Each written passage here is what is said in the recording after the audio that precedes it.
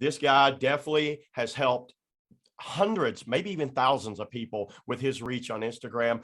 Mr. Peter Hanc, he specializes in more mobility and joint movement. I'll let him describe that a little more, but yeah, I'm very excited to talk to him and get some good tips for myself and for you guys on what we could do to strengthen our shoulders, our backs, whatever. You know, we all have something going. We're athletes. It's supposed to.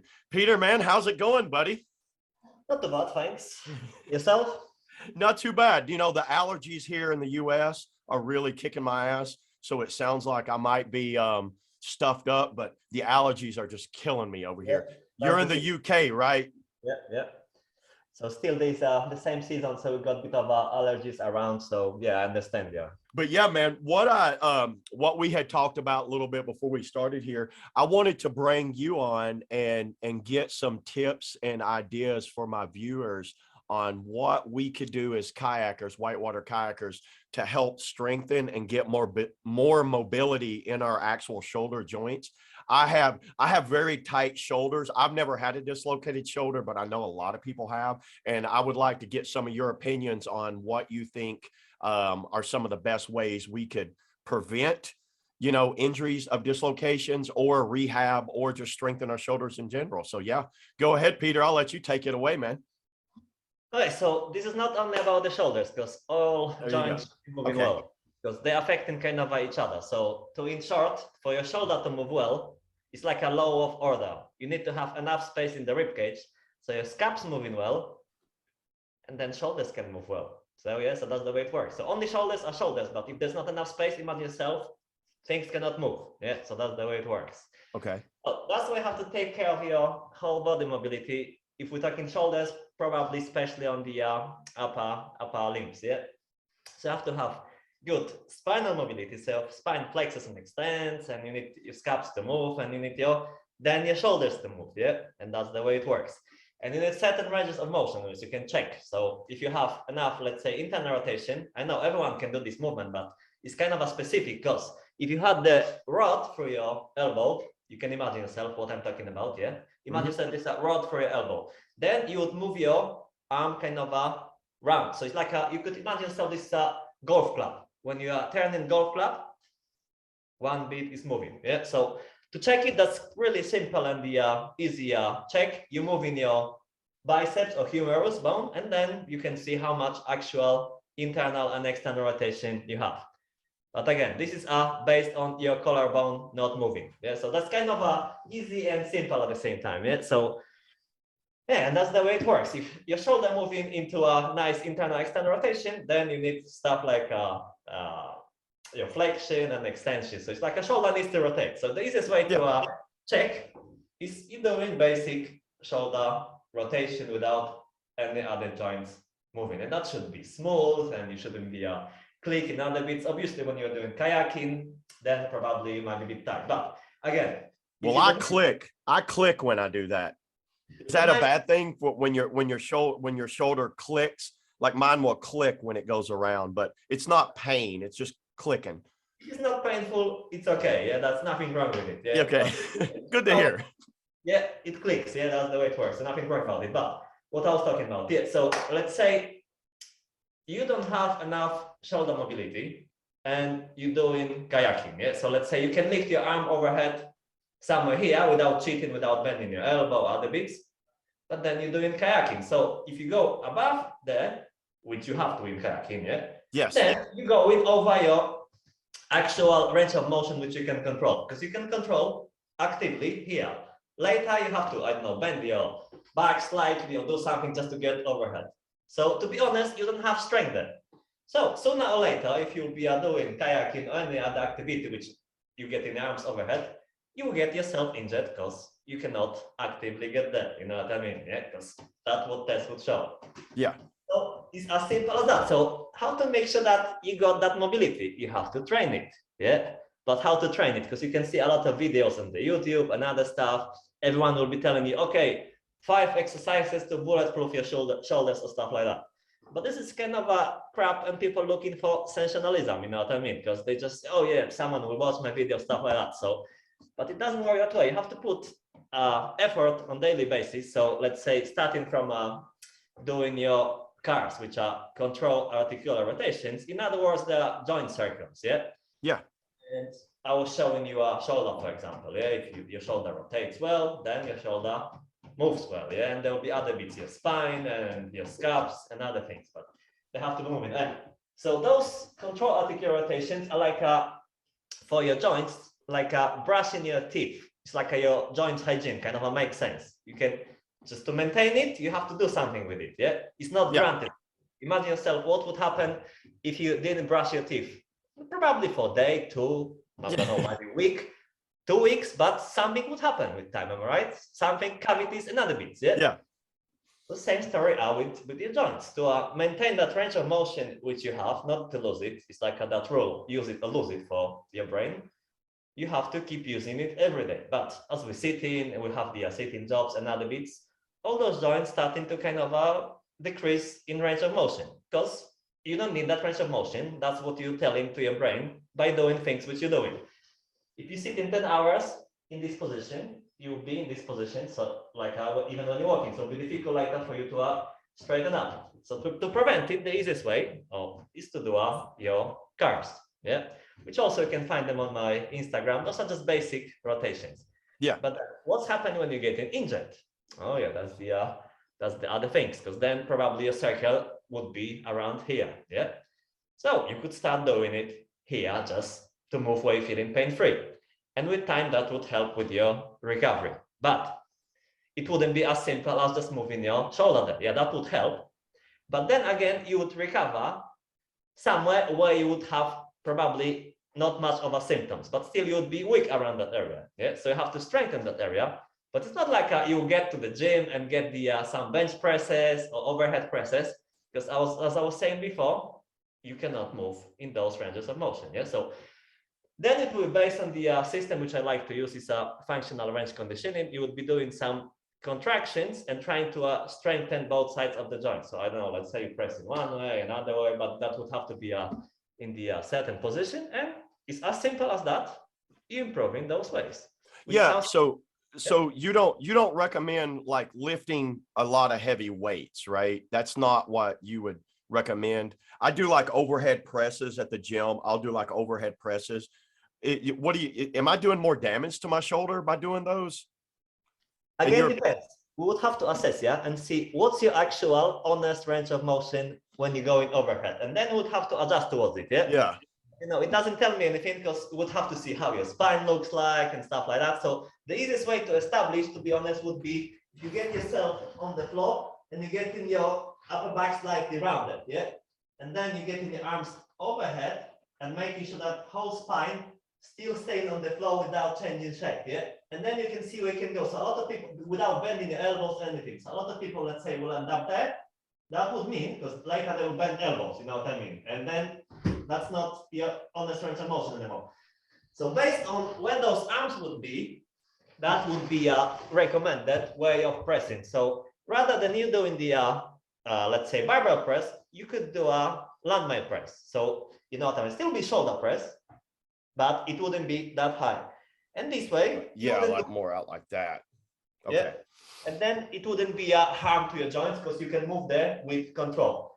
And then when you were doing your mobility, there would be certain drills to help to improve your mobility. Then your mobility would improve as well. And then you could go higher, and then you could start doing that shoulder press. Yeah. And it's also, as I was talking about, how your spine behaves when you're doing those. So just get the arms there. It doesn't mean anything. It's just how you're moving through that shoulder joint. Okay. And something else, like I also use these. So yeah. I use these a lot at home while I'm working out, just like I mount them to the wall and do basic exercises. And I do a lot of your exercises. Are there some, like, is there some that I could show real quick? Is there something on your Instagram? Let's pull that up.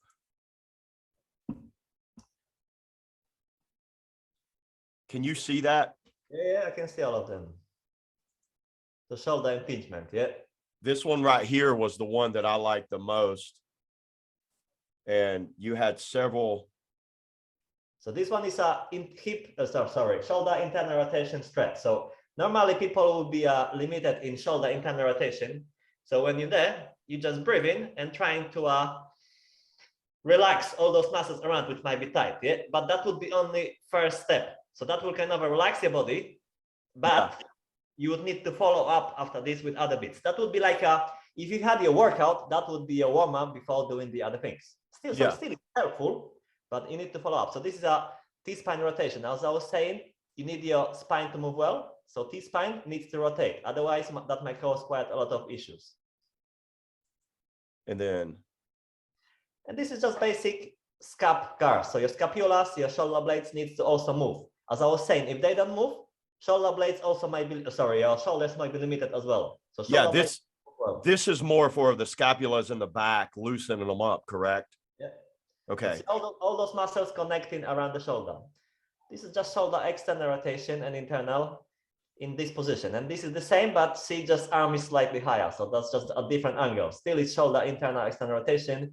You see in your humerus, so your biceps bone rotating one way, another way. So that's the goal. Okay. And then this is a T-spine, so your upper back flexion extension. So you're trying to flex your spine from your bottom of your neck towards bottom of your rib cage and extend it. So that's the main goal. So these right here have been what you have come up with as far as like for helping with shoulder impingements, right? Yeah, because the point with the shoulder impingement, people are in pain very often. Yeah.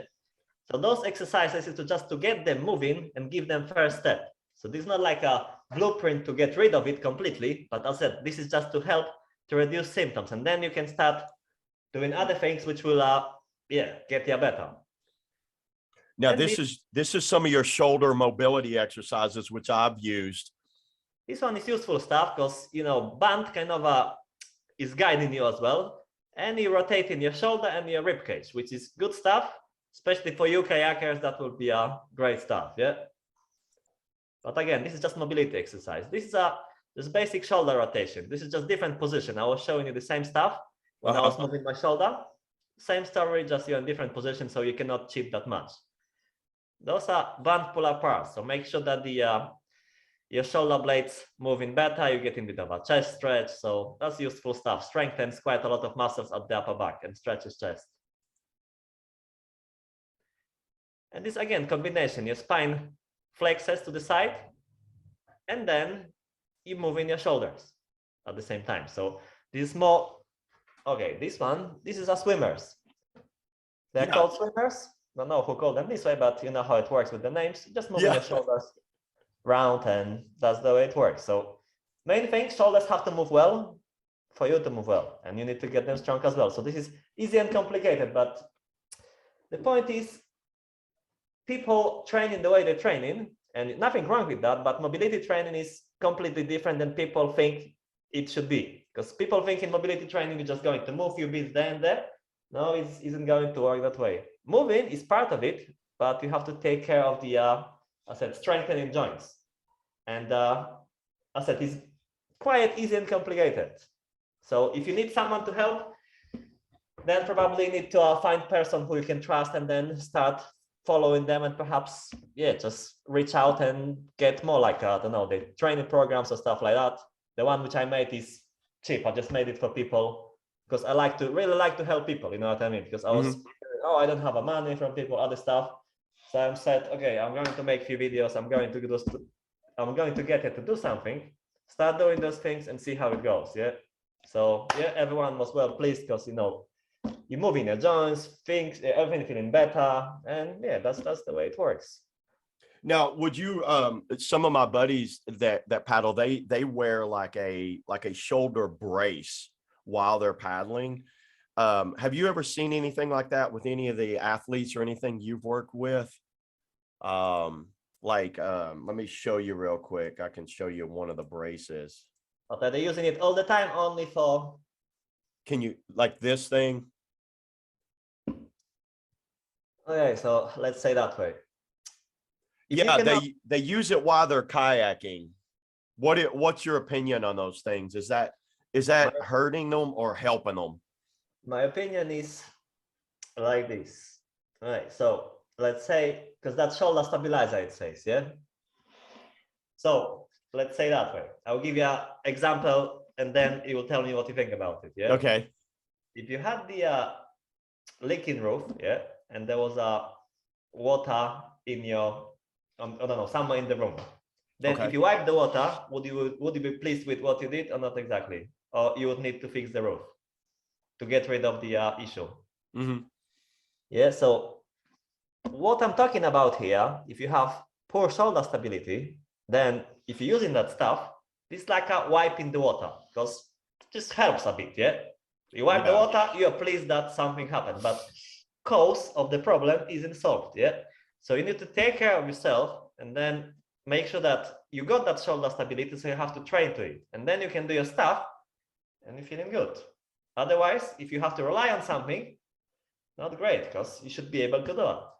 Yeah, the root cause of the issue. That's not, I guess if I put a brace on because my shoulder hurts to go here, I'm not really addressing the root cause is what you're kind of saying, right?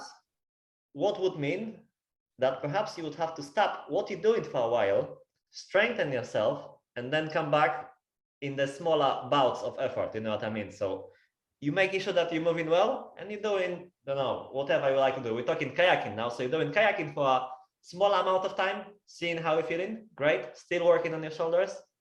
Again, you can do more, and then you're feeling great and you're doing what you want, yeah? Because injuries, what's injury generally? Injury is when your tissue capacity being exceeded, you know, that's where the injury happens. In other words, you did too much, or yeah, that's the easiest way to explain. Yeah, so your body couldn't handle it. Yeah, but you can strengthen yourself such a way so your body can handle 5 times more, 10 times more, and 100 times more what you're doing.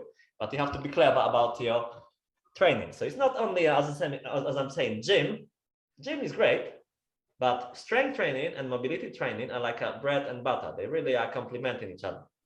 The best example would be, for example, my son. My son is 16 years old, started to do bodybuilding, other stuff. He didn't want to listen to me, yeah, because you know how it works with the kids, yeah. Yeah. He couldn't do bench presses because his shoulder was aching, yeah. And he was like, what should I do? I said to him, I will show you that stuff. And he said to me, what does it do? You know, just lying down and doing those bits. I said, try it for a week or two and tell me how it feels. 2 weeks later, he said, oh, bench feels great, yeah. now I believe you, yeah. There's no issue with anything, yeah. And that's the way it works. You don't believe it until you do it, yeah. Because honestly, I would, 10 years ago, I would be thinking the same story. Well, some guy showing me just to move arm this way, that way. No, I'm just going to go benching, but it doesn't work that way. You know when you know it works. Yeah, mobility thing. I had looked around. I follow a lot of UFC type stuff too, and the MMA training. And one thing that a lot of them do, they talk about mobility, being able to move. And I got into that a few years back. Also, like you said, I'm thinking, why would I just want to do that? If I could bench 250, 300 pounds, I feel like I'm doing something. But to sit here and do this, and that was one of the reasons I wanted to bring someone like you on, was to talk more about that. Maybe the exercises don't look like much, but they are doing a lot. Yeah, definitely. But what's the difference between flexibility and mobility as well? Do you know what's the difference? I'll explain it the easiest way. Yeah, you can tell me what do you think, and I'll explain it in 5 seconds. Yeah, so tell me, what do you think? What's the difference between flexibility and mobility? Flexibility would be, I would think it's how far the range of a motion, say like my arm can go back, and mobility is like more movement, pulling and back and forth. I'm just doing a guesstimation on that. All right, so flexibility is passive range of motion. So I'll give you a quick explanation. What does it mean, passive? Yeah. All right, let's say I'll get to this position, yeah, and I'll just tuck my tailbone and stuff like this. So I don't yeah, and I will pull my heel towards my butt. Yeah, but see, I didn't change with my spine or anything. Yeah. Okay. That's flexibility. Why is that? Because I didn't have to do anything. I just use my arm to pull myself there. Yeah. But what would be mobility? Yeah. So see, without my body changing, I would let that leg go and see where I can hold it. And that's mobility. In a lot of people, that leg will go there and they'll be, oh, what's happening? So mobility is being able to control your end ranges of motion. Okay. Kind of makes sense. Yeah. So that's what mobility training does to you. So you're able to be strong in those end ranges of motion. And you are good because of that. Flexibility, yes. Much. Flexibility, I had a lot of people doing yoga and other stuff, and they were getting injured all the time. And they were asking, like, how's that? I'm doing splits and other stuff, but even doing this exercise, they like went halfway down. So what? How flexible they are? Yeah, they can pull heel to the butt, but they cannot hold it there. So that's the difference. You can see your viewers, they can do this test. You will see what will happen to them. Okay. Away. Cramping in the hamstrings. What would you recommend? Do you know much about like diet and supplementation? Is there anything that I could do as far as like a diet or supplementation to give me more mobility? Is there something that you would recommend? But I mean, is it what in your opinion? Yeah, I got also nutritional certifications from Precision Nutrition. So oh well, there you go. I got quite a few. But the point is with the eating, the easiest way to explain to people, try to eat with your plate. Just thinking that way. You put in protein, then you put in some carbs and a lot of veggies. Yeah, so that's the easiest way. And Okay. making sure there's some fats. And also when you're eating foods, making sure that they have a one ingredients as much as possible. I'm not saying don't eat pizza or stuff like that, but that would be more like a treat, you know what I mean? So let's say, I don't know, one ingredient, what would you have? You would have chicken. Obviously, you can use any spices you would like to. Mm-hmm. Yeah, you can mix them up. Then what else you could use? What kind of a carbs? What do you like? You could make yourself at home kind of a chips, fries, yeah, whatever you're calling it, yeah. But again, not in the deep fry, you could put them in the oven, yeah. And then get yourself some kind of a salad. Sounds boring? Might be, but you know what I mean. That stuff works well if you want to live well and then long. That would be the eating for longevity. So yeah, just have enough food with the one ingredient. So when you go in shopping, if you want to buy stuff in the jars or something, have a look how many ingredients does it have, because it is a long list. And what's that?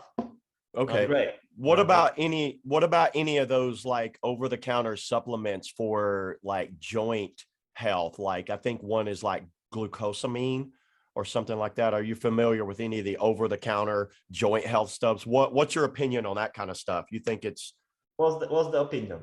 Opinion is the all the issues with the joints very often are caused by inflammation as well. Yeah. Mm-hmm. And inflammation also may happen when eating crap food.